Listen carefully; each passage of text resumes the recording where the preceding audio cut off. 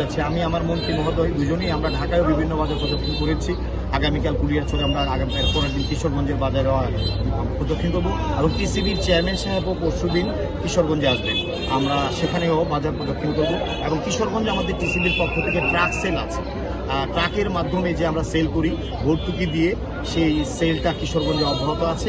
আমরা এই ব্যাপারে বিশেষ করে সাংবাদিক ভাইরা আপনারাও এখানে আছেন, আপনাদের কাছে আমার অনুরোধ থাকবে কোনো অ্যানামলি যদি মনে করেন কোথাও এরকম দ্রব্যমূল্য যে একটা বলছে অন্যরকম বিক্রি করতেছে আমাদেরকে জানাবেন। আমরা চাই সবাই মিলে একটা সহনীয় পর্যায়ে রাখার জন্য, দেশটা সবার এবং মানুষগুলো বিগত সময় আমরা দেখেছি দ্রব্যমূল্য চরম ঊর্ধ্বগতির কারণে যে ক্ষোভের সঞ্চার হয়েছে, এই ক্ষোভগুলো পুঞ্জীবিত হয়ে একসময় গণ অভ্যুত্থান হয়েছে। আমরা জনগণের সরকার ভোটের মাধ্যমে আমরা চাই যে এই দ্রব্যমূল্যটা বিশেষ করে আইন শৃঙ্খলা পরিস্থিতি এবং দ্রব্যমূল্য আমাদের সরকারের একদম ফার্স্ট প্রায়োরিটি। আমরা এই ব্যাপারে কাজ করে যাচ্ছি, প্রশাসনও তৎপর আছে। আমরা সবাই মিলে আশা করি যে মানুষের এই স্বস্তির বিষয়টা, বিশেষ করে প্রান্তিক মানুষগুলোর যে বাজারের পরিস্থিতিটা আমরা নিয়ন্ত্রণে রাখার জন্য আমাদের পক্ষ থেকে সর্বোচ্চ উদ্যোগ থাকবে এবং সহযোগিতা থাকবে, চেষ্টা অব্যাহত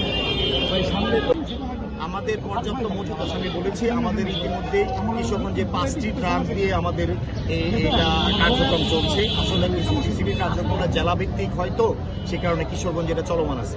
আমার কাছে মনে হয় না যে ইনশাল্লাহ এবার মজুদ পর্যাপ্ত আছে, আশা করি এরকম কিছু হবে না। এর মধ্যে তো কিছু অসাধু ব্যবসায়ী থাকে যারা এই সুযোগটা নিতে চায়, আমরা তৎপর আছি। আমাদের মাঠ পর্যায়ে ভোক্তা অধিকার যে সংস্থা আছে তারা তৎপর আছে, আমাদের জেলা পর্যায়ে টিম আছে, উপজেলা পর্যায়ে ফুড ইন্সপেক্টর আছে, আমাদের উপজেলা প্রশাসন সহ বিভিন্ন সময় মোবাইল কোর্ট বের হয়। আমরা সকলেই এ ব্যাপারে সজাগ আছি, আপনাদেরও সহযোগিতা কামনা করি। ইনশাল্লাহ আমি আশা করি কোনো সমস্যা হবে না ইনশাল্লাহ।